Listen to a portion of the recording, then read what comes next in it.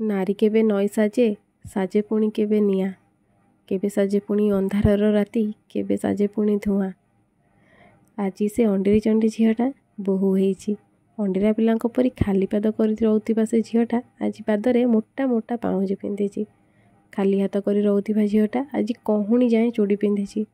ତାର ମନ ଖାଲି ନିଜ ଉପରେ ଥାଏ ଯେ ସିଏ କେମିତି ଦେଖାଯାଉଛି। ଟିକେ ସମୟ ମିଳିଲେ ଅଇନାରେ ଟିକେ ମୁହଁ ଦେଖିଦେବାକୁ ତାର ଇଚ୍ଛା। ଘରେ ଯିଏ ଖାଲି ପୂଜା ପର୍ବରେ ଶାଢ଼ୀ ପିନ୍ଧି ଷ୍ଟାଇଲ୍ ମାରେ, ଆଉ ଶାଢ଼ୀ ପିନ୍ଧିଲେ କିଛି ବି କାମ ତା ଦ୍ୱାରା ହୁଏନି। କିନ୍ତୁ ଆଜି ତାକୁ ସବୁଦିନ ଶାଢ଼ୀ ପିନ୍ଧିବାକୁ ପଡ଼ିବ। ତଥାପି ତା ମନରେ ଟିକେ ବି ପ୍ରଶ୍ନ ନାହିଁ। ତ ସକାଳୁ ସକାଳୁ ବାହାଘର ସରିଲା ପରେ ସେ ଚାଲିଲା ଶାଶୁଘର। ସକାଳର ସେ ଥଣ୍ଡା ଥଣ୍ଡା ପବନ ଆଉ ବାଟରେ ସେ ଗାଡ଼ି ମଟରର ପିଁ ପାଁ ଶବ୍ଦ ତାକୁ ଯେମିତି ପାଛୋଟି ନେଉଛନ୍ତି। ଶାଶୁଘରେ ପହଞ୍ଚିଲା।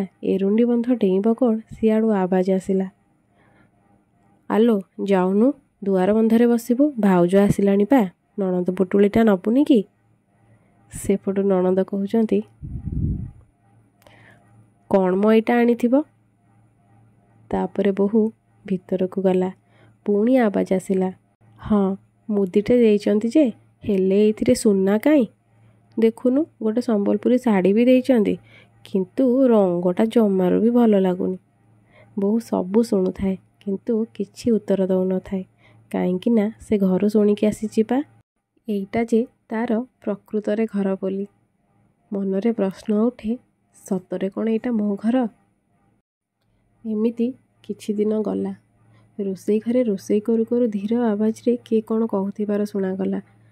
ଆଲୋ ତୋ ବୋହୂ କ'ଣ କେମିତି କରୁଛି କିଲୋ? ଜବାବରେ ଆସିଲା, ହଁ କରୁଛି ସେମିତି ଆଉ, ମୋଡ଼ି ଦେଉଛି ଯେ ରାତିରେ, ହେଲେ ଟିକେ ବି କାଟୁନେଇ। ସେମିତି ଆଉଁସି ଦେଉଛି ଆଉ ଯେମିତି ବଳ ନାହିଁ। ତରକାରୀରେ ତେଲ ବହୁତ ସାରୁଛି। ମାସେ ଯିବା ଜାଗାରେ ମୋର 2 ଦିନରେ ସରିଯାଉଛି। କୁହନା କୁହନା, ମୋ ଘରକୁ ଯାହା କରୁଛି ନା, ଆଉ ଜିନିଷ ଯାହା ଆଣିଛି ତ ଛାଡ଼। ଦିନ ଗଡ଼ିଲା, ସନ୍ଧ୍ୟା ହେଲା। ବାଟକୁ ଅନେଇଥିବା ମନର ମଣିଷଟିର ଆଗମନ ଘଟିଲା।